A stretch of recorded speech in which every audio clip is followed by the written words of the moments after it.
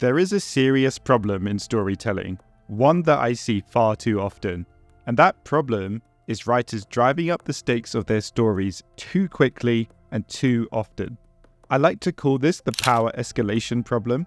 And really, what it almost always ends up doing is backing writers into a corner they can't escape from. And look, I get it. I get the temptation. After all, high stakes create tension, and tension keeps readers engaged. So to write a good story, you simply need to ratchet up the stakes to their highest point, right? Am I right or am I right or am I right? Wrong. Not only does it create problems which can break your story, it can also ironically result in less engagement from the audience and less compelling stories. It seems paradoxical, but I'd say that more often than not, what writers should be doing is focusing on creating more personal and relatable stakes in their narratives. Bigger isn't always better. Instead of simply the biggest threat or obstacle, what you want is the one that will resonate with your audience, build an emotional connection with them. Before I get too ahead of myself, let's take a step back and look at what we'll be talking about today. I think the issues created by the problem of power escalation can be broken down into a few key points, each of which we can discuss in turn. These points are, firstly, the power of personal stakes. Secondly, the escalation problem. Thirdly, the paradox of tension. And finally, bringing some of the things we've spoken about together, balancing personal and larger conflicts. So, without any further ado, let's just jump straight in with the first point, the power of personal stakes. Let's talk about why personal stakes work so well in stories. It really comes down to something fundamental about how our brains work. We're wired to connect with individuals and small groups way more easily than we can with big, abstract concepts. There's this really fascinating thing that psychologists have noticed, which is called the identifiable victim effect. You can look it up if you're interested, but basically, research has shown that people are way more likely to help when they can put a face to the person in need. I mean, just think about it. If you see a GoFundMe for a specific person with their story and photo, doesn't it feel different than seeing a statistic about thousands of people facing the same problem? If we're really honest with ourselves, I think we all know that our emotional response doesn't scale up with numbers. When we hear about one person versus 1,000 people in trouble, our empathy doesn't multiply by 1,000. In fact, it often does the opposite, and it starts to shut down. I want to share two quotes, which I think are really interesting and related here. And what's really fascinating is that they come from two people who couldn't be more different. One from someone who committed horrible atrocities, Stalin, and another from someone who dedicated their life to helping others, Mother Teresa. These should both be flashed up on the screen right now. Now, this is exactly why personal stakes hit so hard in storytelling. When a character might lose something specific and relatable, their family, their job, their home, we immediately get it. We can actually imagine how that would feel. The sleepless nights worrying about paying rent, the gut punch of seeing a loved one in danger, the sweaty palms before a make or break job interview. These are things we've either experienced or can easily picture happening to us. But the world ending, unless you're a very unusual person, that's probably not something you can really relate to. And if you can, definitely tell me your story in the comments. This leads me to another problem with larger scale threats, which I wanted to discuss, related to what I've just said. That being that humans in general we're not very good at conceptualizing large numbers or events. Our brains just aren't built that way. We can't truly grasp the emotional weight. I was trying to think how to explain this. Have any of you ever seen those videos showing the scale of different objects in the universe? And they usually go right from our moon to our planet to the sun to black holes and other stars in the known universe. I love those videos, but I also find them deeply unsettling. You quickly get to a point where your mind is just boggled by the size of the things being described. You can read the numbers and the statistics, but it just doesn't compute in your brain. It's the exact same thing with stakes in storytelling. I really feel this in stories about planetary or cosmic level events, going beyond even just our own Earth. When you start talking about multiple planets, or the universe, or sometimes even multiple universes, it just stops feeling meaningful. I can't feel anything beyond a certain point. It's just so massive and so beyond my tiny human perception that the escalating threat becomes emotionally redundant. Psychologist Daniel Kahneman refers to this as scope insensitivity, basically describing how our emotional responses just can't scale with the increasing magnitude of a threat. Let's now move on to the second point, what I call the escalation problem. Unfortunately, many writers fall into this trap. It's a trap! One which I think we need to be very careful of, unless you're writing the definitive conflict for the end of your series. That trap being writing extremely high stakes too quickly and too often. While these stories are initially attention-grabbing and create an immediate sense of urgency, they also present several significant problems for the narrative moving forwards. That was the plan. Not a great plan. The first and most glaring problem is, once you threaten to end the world once, where do you go from there? If your story opens with, or already has, or did have, the threat of total annihilation, any subsequent conflict or challenge risks feeling less significant by comparison, and writers can then feel as though they need to keep escalating the stakes to increasingly ludicrous levels just to maintain the tension. I think Marvel completely fell into this trap with the attempted multiverse saga, and I'm not even sure if they're going to go ahead with it anymore. After the epic conclusion to Infinity War and Endgame, I remember thinking to myself, okay, now I'm done with Marvel, because even though I enjoyed those movies, I remember thinking, where can they go now after the threat of wiping out 50% of the entire universe? And I felt vaguely vindicated in my decision when I saw what they did go with, a threat to the entire multiverse. I hope I'm not the only one who rolled my eyes when I heard this, because to me, it just felt like a cartoonish power escalation by writers who felt pressured to live up to and recreate the amazing climax of the Infinity War saga. And because of how they backed themselves into a corner, I would even go so far as to say that I don't think Marvel will ever be able to recapture what they managed to achieve with Thanos. The funny thing is, at least for me, that I think this is entirely a self-inflicted wound. I actually would like to see more stories de-escalate the stakes after a grand climax. Now, this may go against conventional wisdom, but I personally think it would make for a more interesting story and a nice breath of fresh air and a change of pace, seeing how, for example, heroes exist in a post-crisis world. Has their outlook shifted at all? What is the world like after escaping from a near-certain doom? These questions feel more interesting to me than simply asking, what's an even bigger threat we can throw at them? Another problem that comes with constantly escalating the stakes is simple emotional exhaustion. Think of it as diminishing returns on emotional investment. What was initially shocking or thrilling becomes normalized, and the audience may become desensitized to the supposed gravity of the situation. It's like repeatedly hitting the same emotional note.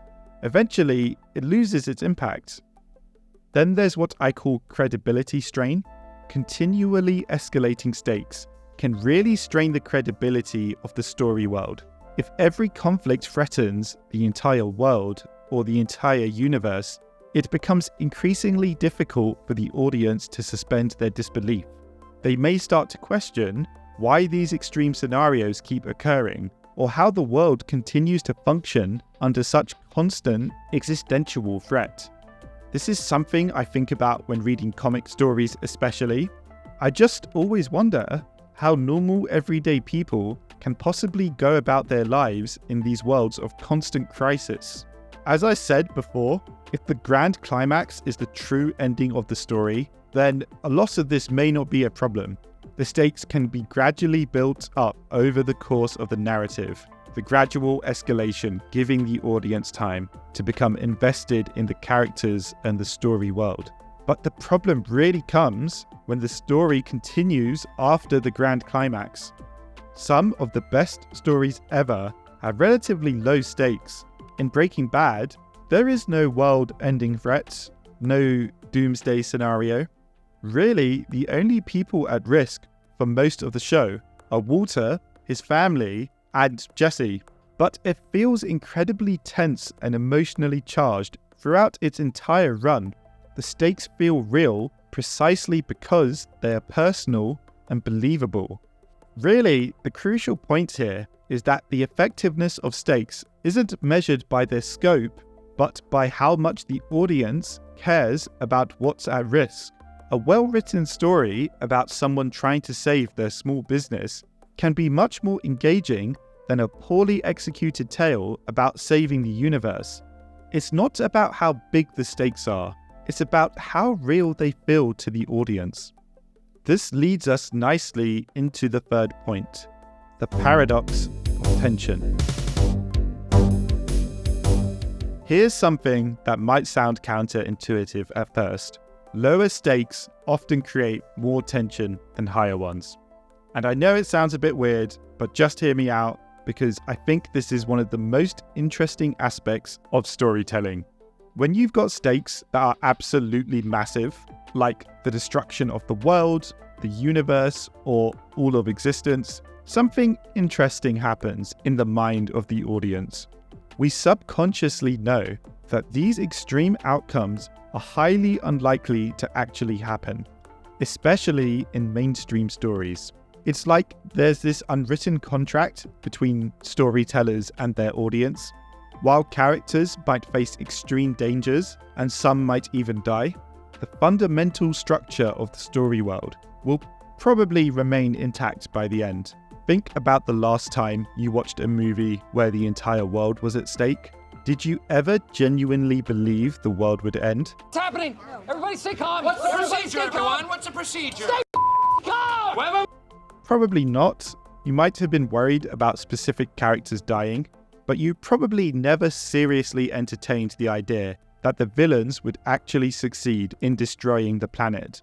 This is what I call the safety net effect, when the stakes get so high that they actually reduce tension because we know the heroes have to win. This ties into something else that's really interesting, what I call the plot armor problem. In scenarios where the stakes are extremely high, the protagonist often seems to acquire this kind of guarantee of survival. After all, if they die, their mission fails and the world will end.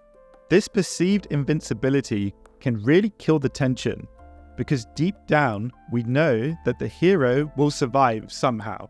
On a side note, I have a whole video about what is and isn't plot armor using Game of Thrones as the context.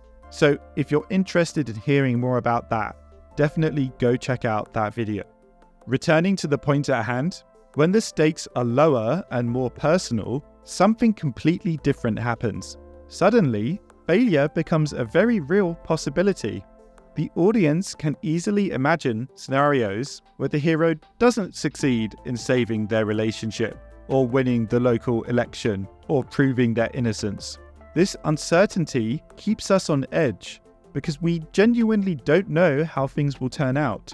This is also why I think a lot of sports movies work so well. The stakes are usually pretty straightforward. Will the team win or lose the big game? But because either outcome is entirely possible, these movies can generate incredible tension from relatively simple stakes. One of my favorite movies ever is Moneyball with Brad Pitt. But the only thing at stake in that movie is whether or not his baseball team can win the league. I think the key takeaway here is that threatening a single character's dreams is more effective than threatening the entire universe. After all, we all know the universe will probably be fine. But that character's dreams, those could actually be crushed. And that's what keeps us guessing. Let's now move on to the final point I wanted to discuss: balancing personal and larger stakes. I think one of the most interesting challenges in storytelling is finding that sweet spot between personal stakes and larger ones. Because here's the thing, while I've spent a lot of time talking about why personal stakes are better and why raising the stakes too high too quickly can be a problem, the reality is that many great stories actually do both. They just do it really well. Let me use Lord of the Rings as an example. Obviously, there's this massive threat of Sauron taking over Middle-earth, and that's your big stakes right there. But what makes this story really work, at least in my opinion, is all the interwoven personal elements. You have Frodo trying to save the Shire, you have Sam's loyalty to his friend, you have Aragorn coming to terms with his heritage, you have the whole friendship and brotherhood between the members of the Fellowship of the Ring. The fate of Middle-earth matters to us because we care about these personal stakes. I call this the zoom lens technique, where you constantly shift between the big picture and the intimate details. Think about how many great stories do this. Let's look at The Last of Us, which I'm not even really a fan of the game, to be honest, but I understand the appeal it has and why it was such a massive hit. On paper, it's another post-apocalyptic story about saving humanity. But what makes it special is how it zooms in on Joel and Ellie's relationship. The big stakes give the story scope, but the personal stakes give it heart. This is something I think about a lot with modern blockbusters, especially when they get it wrong. You'll often see movies where they tell us the world is ending, but they forget to make us care about the people in that world. It's like they've got the zoom lens stuck on the wide angle shot. When you balance the stakes well, something really interesting starts to happen. The personal and larger stakes start to feed into each other. Let's look at The Dark Knight. You've got these larger stakes of Gotham's soul being at risk and the threat of the Joker, but it's all filtered through the lens of personal stakes. Harvey Dent's fall from grace, Gordon's family being threatened, Bruce's choice between Batman and Rachel, and even Rachel's choice between Bruce and Harvey. Each personal story feels more important because it connects to the larger stakes, and the larger stakes feel more real because we see how they affect individual people. But, and this is really important, you've got to get the proportions right. It's like cooking. You need both salt and sugar in a cake, but the proportions matter. If your personal stakes feel too small compared to the larger threat, your characters can come across as selfish. Like, if the universe is about to end and your hero is more worried about making their dinner dates, that's probably not going to work. On the flip side, if your personal stakes overshadow world-changing events, the larger conflict starts to feel artificial. This is a frustration I have with romantic subplots in action movies. You probably know the type, where the hero stops in the middle of a world-ending crisis to resolve their relationship issues. It's like, maybe save that conversation for after we've dealt with the meteor heading towards Earth. So overall, while I still maintain that personal stakes are crucial, and that too many stories rush to raise the stakes too high, too quickly, the real art is in finding that balance. It's about making the larger stakes feel personal, and then making the personal stakes feel meaningful in a larger context. When a story gets that right, that's when the magic happens. And that's it for today, guys. As always, thank you very much for listening. What do you guys think? Do you agree with me? Do you disagree with me? What kind of stories and stakes in those stories do you like to see personally?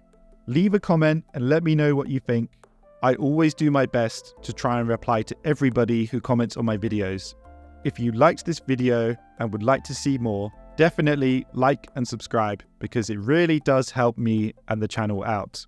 And if you really liked this video and want to support the channel, why not check out the link in the description. Thanks again, and I'll see you all next time.